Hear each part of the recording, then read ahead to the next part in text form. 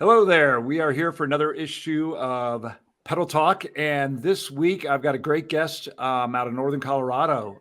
If you haven't heard of him, I Know a Guy Bikes. This is Justin Bolinger, or as his name says right there, the guy. He has a very cool business that he started himself, which has grown from cycling repair to cycling rebuild to being a TV star now. And has got a great YouTube channel that is a lot of fun to watch. And you see him on our site on Colorado Avid Cyclist. We do post a lot of his videos, especially his tech tips. He's got some great tips that come out, and we actually share those on our site as they come out. So with no further ado, let me introduce Justin, or the guy, Bolinger from I Know a Guy Bikes. How you doing, Justin? I'm doing great today. Thanks for reaching out and talking to me. This is awesome. Cool. Well, you got a cool business. I mean, I ran into you by happenstance. Oh, actually, I found you on Google, and I thought the name was hilarious. And then I talked to you. Tell me a little bit about how you got started and how this business has grown. Tell me the little story of I Know a Guy Bike. Bicycles. You know a guy bicycles. Yes. Garage. Yeah.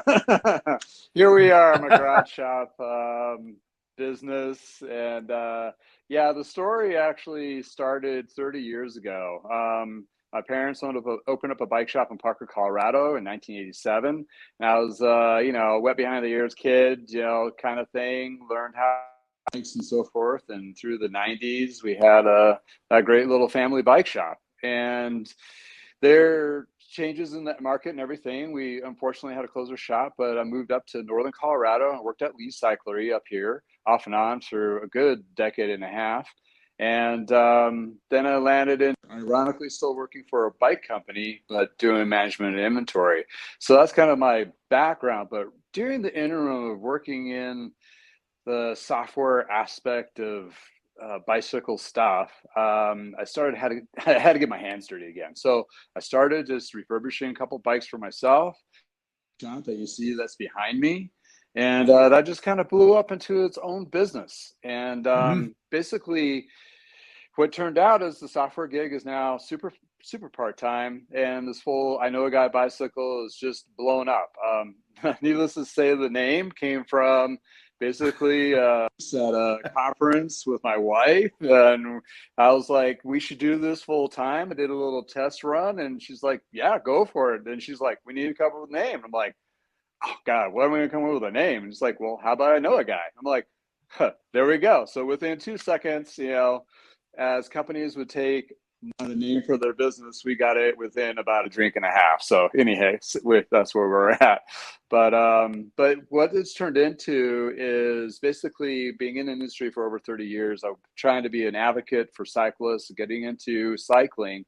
Our main focus was mostly road bikes, because the road bike, and to trying to take the scary out of used bikes and refurbish them and do a detail overhaul and those kinds of things, and provide a fitting for people locally purchasing the bikes, was a huge game changer for me to develop this business. And of course, through the market changes up and down, I've shifted a little bit, doing more service and other kinds of things like that.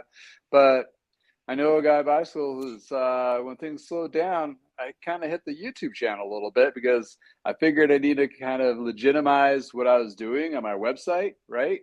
To like, oh, where am I buying this random bike or whatever, right? Confidence, not just some maybe fabricated reviews, which all my reviews are legit, but I mean, you just don't know, right?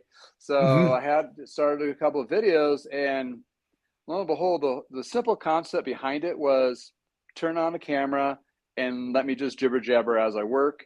And the concept behind being out with me in the shop, that's the kind of exposure, experience, and jibber jabber you're going to be exposed to.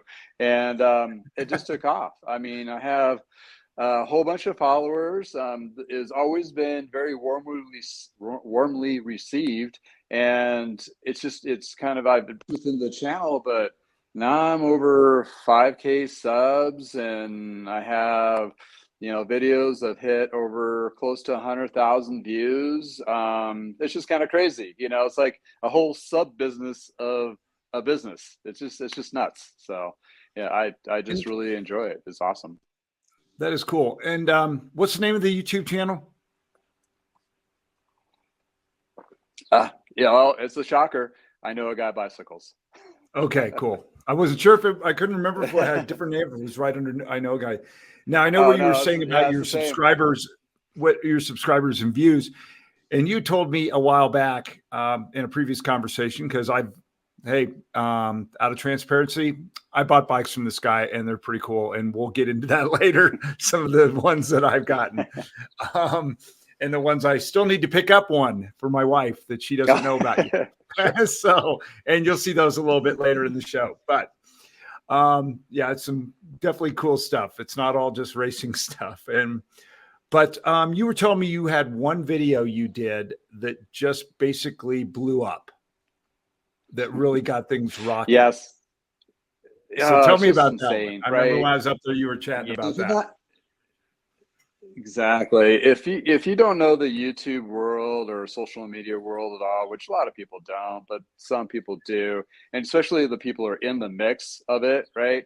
So you open up this YouTube channel and you're just pumping videos out, trying to get, people to watch your stuff. Of course, there's a level of monetization, so you can make a little bit of extra cash to take your wife out for dinner. I mean, you don't make much, but the idea is eventually get up there, right? And the milestones for YouTube is 1,000 subscribers and 4,000 hours of watch. So that took me a little long haul to get to last year around August. And I started getting some videos like, okay, I got to get a little more, professional, because more people are watching my stuff. I mean, I was still a little bit smaller there, but it was the darnest thing. We're about ready to set the scene. We're about ready to go out of town, and the wife and the family and the dog, and we're about trying to get out of town in a couple of days. I'm like, oh, I need to have this video come out. And I started doing this series called As the Wheel Turns, So Are the Days of Our Rides, which is kind of like a play of soap opera within the industry. So I've been doing these videos for a couple of months, and I was like, okay, I talked to a customer who's complaining about Specialized and how they're treating their dealers. And there's a couple news cycles about them having layoffs and direct-to-consumer sales and all those kinds of things. So I felt like I needed to talk about it.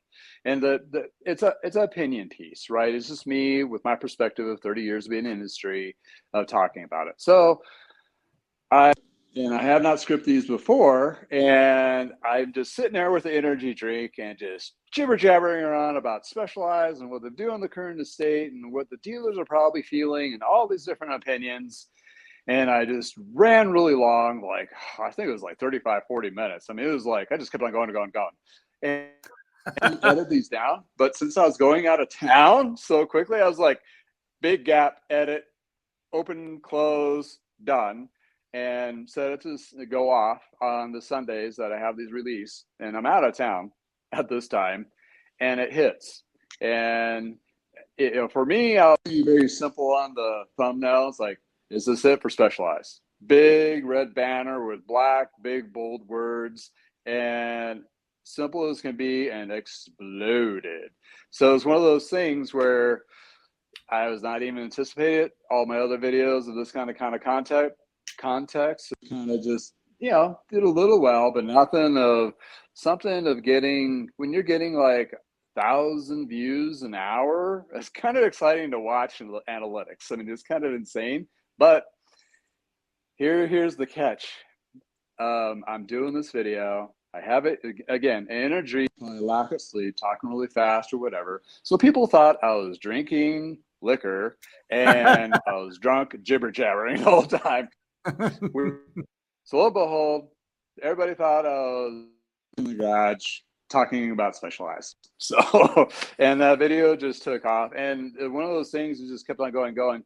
And I did other videos afterwards. And it's one of those things when you have a video that's that popular, you're just constantly chasing, how do I replicate that? So it took me 4 months to get close to that, which I picked on Trek on the next one because they had some big news that came out. So that one worked well. And, lo and behold, here I am. But that's about like a third of the YouTube kind of world, because a lot of working on bikes. I have like a show I call This Old Bike, kind of playing off the words of This Old House in the 70s.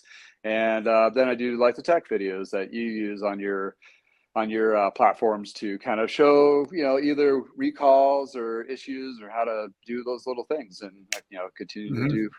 It's awesome. So you built up some pretty cool bikes and you work with everyday bikes. Yes. When I was up there, just for our fun listening audience, I was up there and I just saw this one bike on the ceiling, and it was a cruiser bike. And I've been thinking about getting a cruiser for a long time, just because I live in Castle Rock, Colorado. I don't really like even biking around town, especially recently, but there's some great trails if I wanted to or pass it. I could literally go down and grab coffee in downtown faster on a cruiser bike than I could if I drove down and tried to park.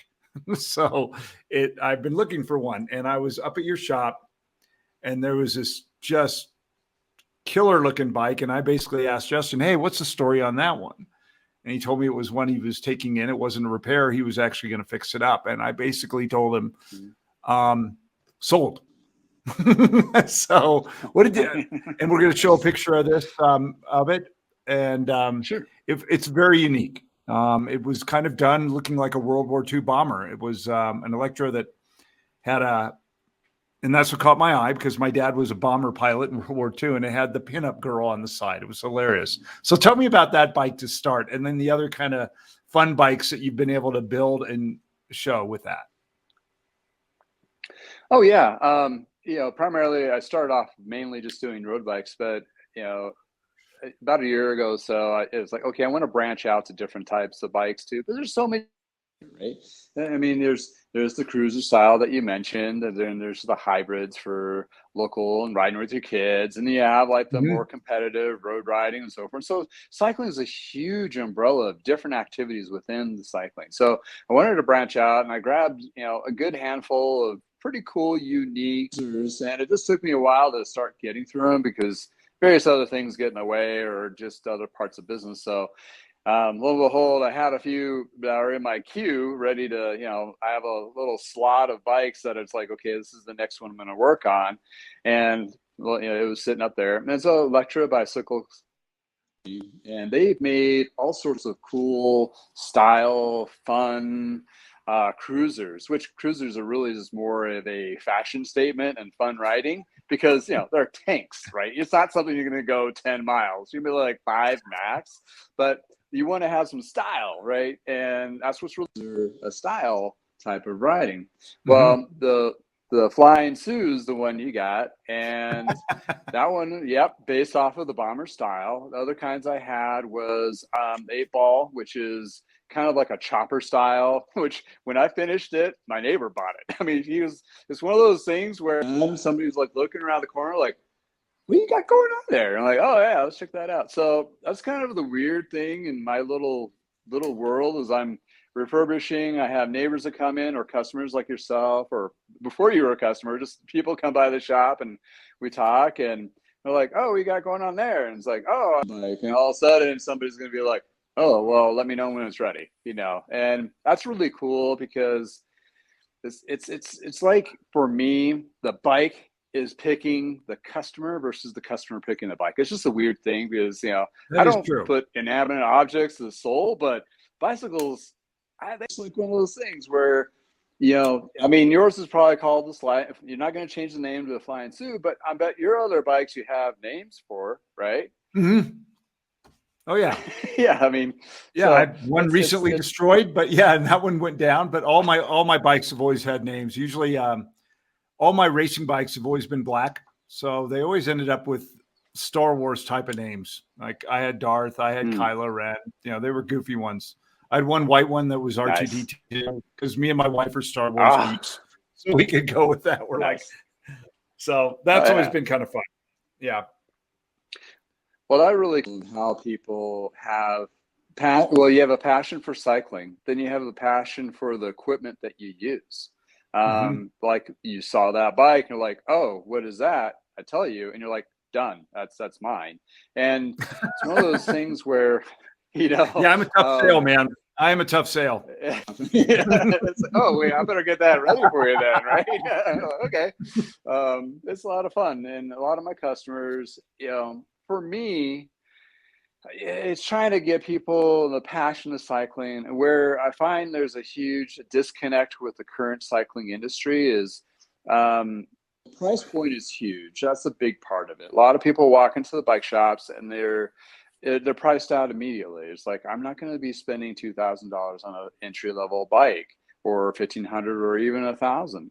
So that's where my kind of niche shop is basically trying to provide good, solid road bikes. I have a little fit area too if they need to be fitted, and that's over and beyond that you'll get into most bike shops of current today.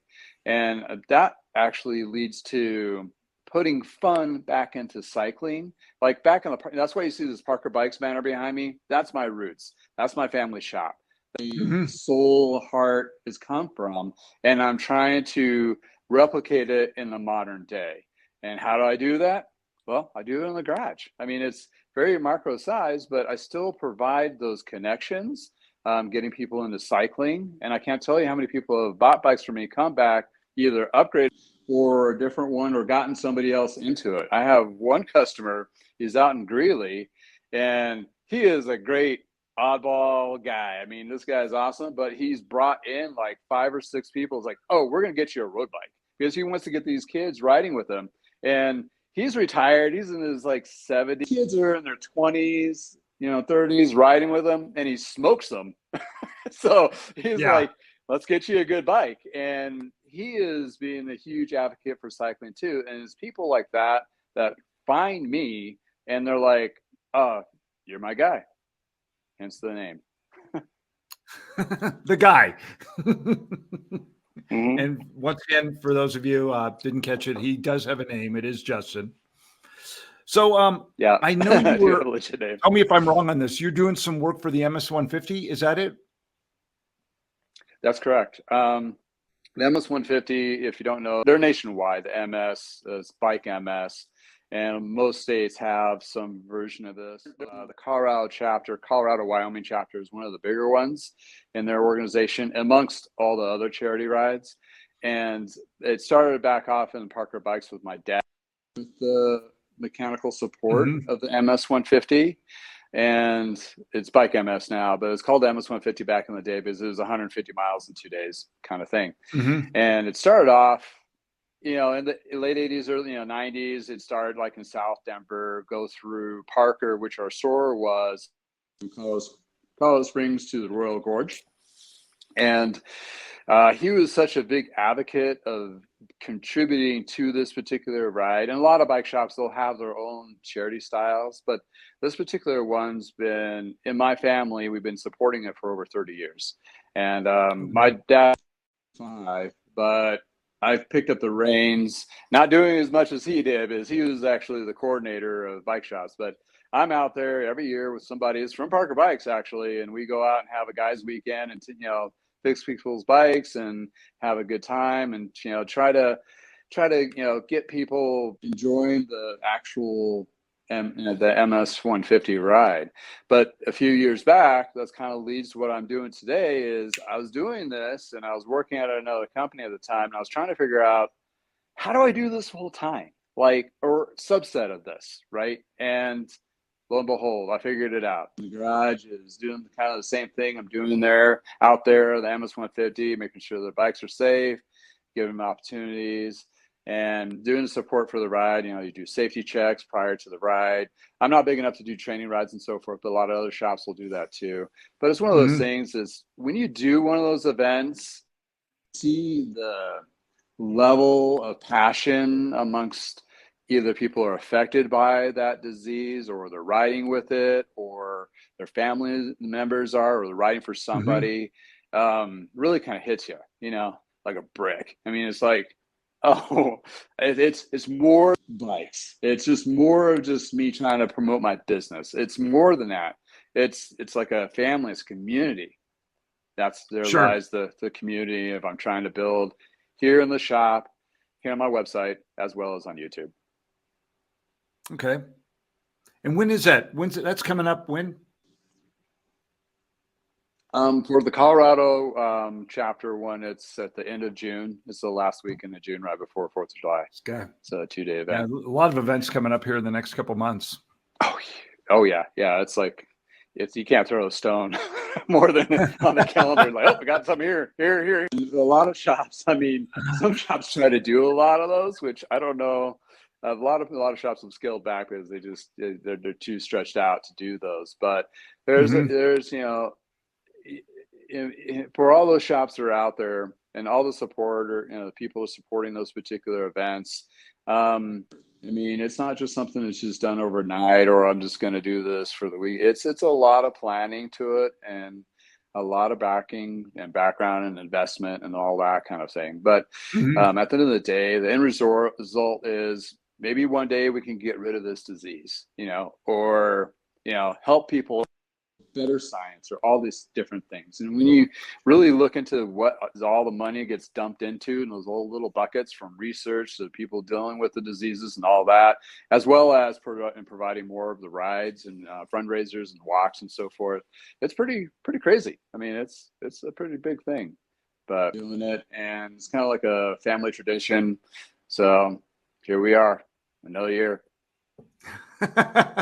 So you're growing, your YouTube channel's growing, your repair business is growing. What's growing the fastest? Where do you think this all heads? Well, if you've not known, if you're not in the cycling world, or any kind of business, everything's taken a huge tailspin. Sure.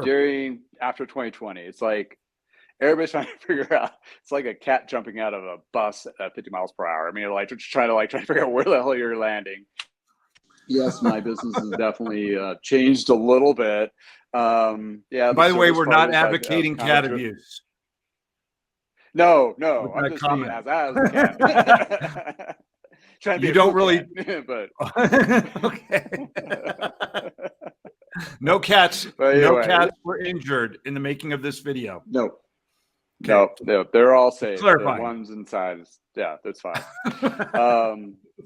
So yeah, we're all trying to figure out what we're doing, and even in my micro scale, I'm definitely doing adjustments for promoting more service, because that's more demand.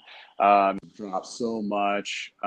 So for me, purchasing bikes and refurbish them, it's harder to hit that margin, that kind of thing. And there's only so many bikes I can do per month, right? It's a time equation element. So working very hard of trying to see where all those things forward. Well, I've done a lot more videos even on repairs, and anything I come across. And for me, where I can expand and reach more people and be more effective with all the experiences I'm doing day to day, media channels like the YouTube, Facebook, Instagram, and so forth. So I've joined those ranks, and it'll probably, but the trajectory is probably going to go that direction. I'm a little bit older guy. I don't really have the super desire of opening a bike shop again and dealing with employees. So if I can keep a little more micro and manageable, and that puts me in a little better happy place, because it's tough. I mean, I had that experience with my parents with Parker bikes, and it was a long, hard haul. And at the end of the day, it still failed. So there's no. And I admire all those people who are giving it a go, having their brick and mortar stores and pushing really hard, and they have to be very smart, and they put a lot of hours into it. And not needless to say, I do too. But for me, it's like on my timeline versus being ball and chain to an actual. But on the flip side, though, that provides me to have more time to work on bikes, give it the attention to detail that it should. So I'm not a high volume. So when I do tune-ups, I do what it needs to get done, versus I need to get this done in the next hour because I got 4 more to do. So that's the kind of the flip when you're looking at a garage working on bikes versus a high volume shop. Not to say there's anything wrong with the high volume shops. There's a lot of great ones out there, but that's just to kind of where I fit for me, for what I do and what I enjoy doing. So I'm trying to cherry pick all the fun parts out of the cycling world versus, all the hard, horrible things that I had. So anyways, And Well, then, that makes and people when you look happy.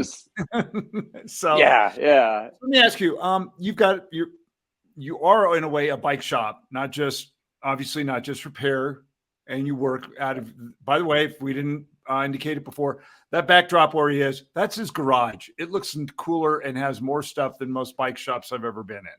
You walk in, it's pretty amazing, but it's different than having a brick and mortar. So, and you're selling bikes, some of which, you know, they didn't order anything like that. So you're selling bikes that you've refurbished. How is the best way for somebody out there to take a look at what you've got for sale?